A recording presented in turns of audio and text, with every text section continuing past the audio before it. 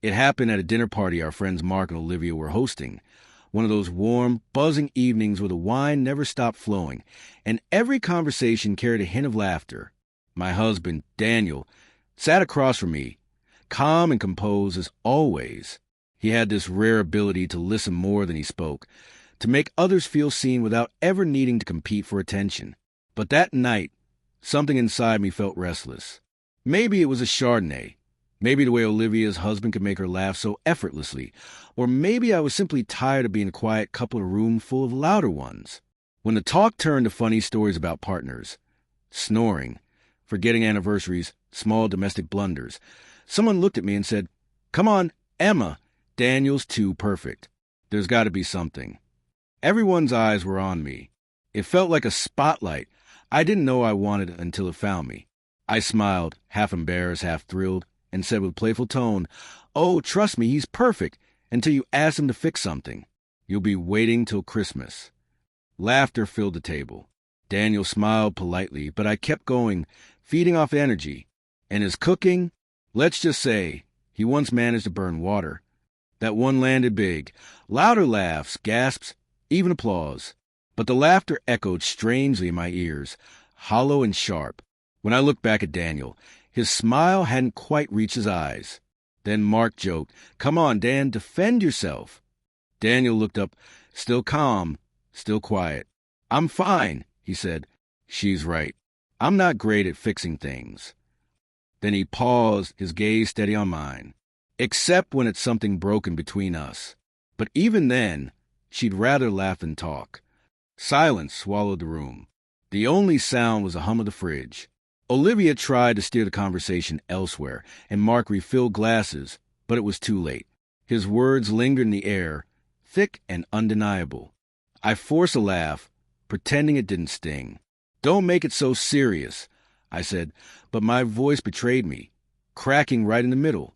The table slowly moved on, but I couldn't. Everything blurred after that. The chatter, the clinking glasses, the food I couldn't taste. On the drive home, neither of us spoke. The silence was suffocating.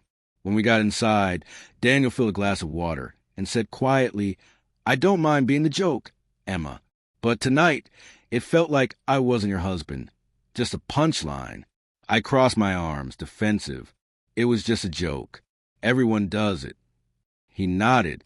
"Maybe, but not everyone laughs at their partner in front of everyone else." That hit deeper than I expected. I didn't answer, and he walked away. The sound of my heartbeat filled the space he left behind. That night, I couldn't sleep. I lay awake replaying every second of that dinner, the laughter in his eyes, the weight in his voice. I'd mistaken humor for connection, used jokes to mask discomfort, and only now realized how much it had cost. By morning, Daniel was already up, dressed, sitting on the edge of the bed, tying his shoes. "I'm heading out early," he said softly. "Didn't sleep much." His voice wasn't cold, just distant, polite, unfamiliar. When the door closed behind him, the silence in the house was deafening. Guilt pressed hard against my chest all day until I finally texted him. "Can we talk tonight?" He replied an hour later. "Sure." That evening, we sat together in the living room. No TV, no distractions, just the sound of rain tapping the windows. I shouldn't have said those things. I began, "It wasn't fair." He looked at me, calm but tired. "It's not about fair, Emma. It's about respect." That word cut deep. I'd always thought respect meant honesty or loyalty, the big things.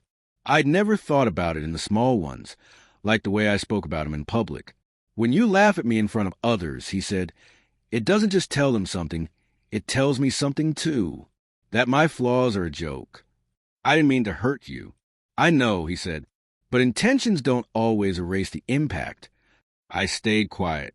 His calmness hurt more than anger would have. "I've never needed to be the loudest person in the room," he continued, "but I hoped I could feel safe with you, even in a crowd." Tears burned my eyes. "You are safe with me," I whispered. He nodded. "I want to believe that." But last night made me realize I've been laughing at the wrong moments too, laughing things off when I should have spoken up. It wasn't blame. It was truth. I moved closer, took his hand. He didn't pull away. "You're right," I said. "I use humor to cover insecurity." I thought it made me relatable, but it only pushed you away. For the first time that day, his expression softened. "I don't need perfect, Emma. I just need respect, even when it's inconvenient." Outside, the rain grew heavier, steady, and cleansing. We sat together in fragile silence. Eventually, I said, "I'll make it right." He gave a faint smile. "You just did, by not turning this into another joke."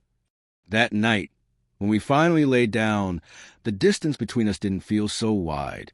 I rested my head on his chest, and he let me. It struck me then. Love doesn't always end in explosions or betrayal. Sometimes it fades through laughter that cuts instead of heals. And sometimes all it takes is one quiet sentence to rebuild what careless words have been slowly breaking. That was the night I stopped performing for crowd and finally started showing up for the man who'd been quietly beside me all along.